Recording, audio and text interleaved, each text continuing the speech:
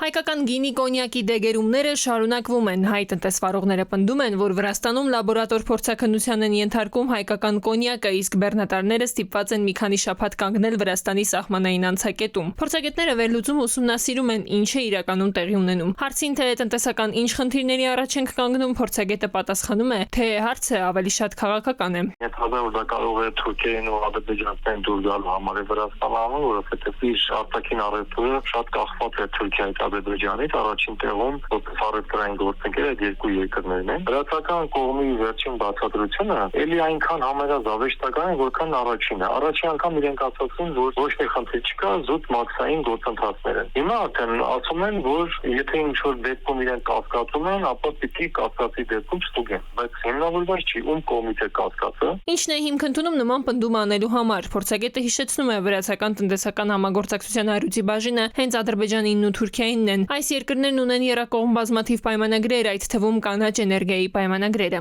Եթե հարցն ունի քաղաքական երանգու ենթատեքստ, ապա այստեղ մասնագետը Բաքու-Անկարա տանդեմն է մատնանշում։ Ասում է, այսպիսով հայկական կողմի վնասներն ակնհայտ են։ Մեր գինի կոնյակի արտահանման շարունակական խնդրեմը կարող է սոցիալական լուրջ խնդիրներ առաջացնել։ Նաև խաղողի մթերման հարց առաջ կգա։ Վրաստանի ներմուծումը կազմում է 11 միլիարդ դոլար։ Այդ 11 միլիարդ դոլարի մեջ մոտավորապես 3.5 միլիարդը բաժին են նում Թուրքիային եւ Ադրբեջանին։ Այսինքն 30%-ից ավել է ներմուծման կախված է Թուրքիայի Ադրբեջանից։ Նույնով եւ այդտեղ նաեւ էներգետիկներ։ Բայց տարածաշրջանի հարցերի փորձագետն էլ կարծում է, իսկապես կարող են տեխնիկական խնդիրներ լինել, քանի դեռ չկա կոնկրետ հիմնավորում, դժվար է նաև որոշակի պնդումներ անել։ Ամեն դեպքում շարունակում է հայտնի իրողությունը Վրաստանի տնտեսական կախվածությունը մեր մյուս երկու հարևաններից։ Այն հարցերում, երբ Թբիլիսին կցանկանար օրինակ հավասարակշռված դիրք որդեգրել, օրինակ Հայաստանի կամ Իրանի հետ հարաբերություններում, կարծես հաշվի է նստում Ադրբեջանի եւ Թուրքիայի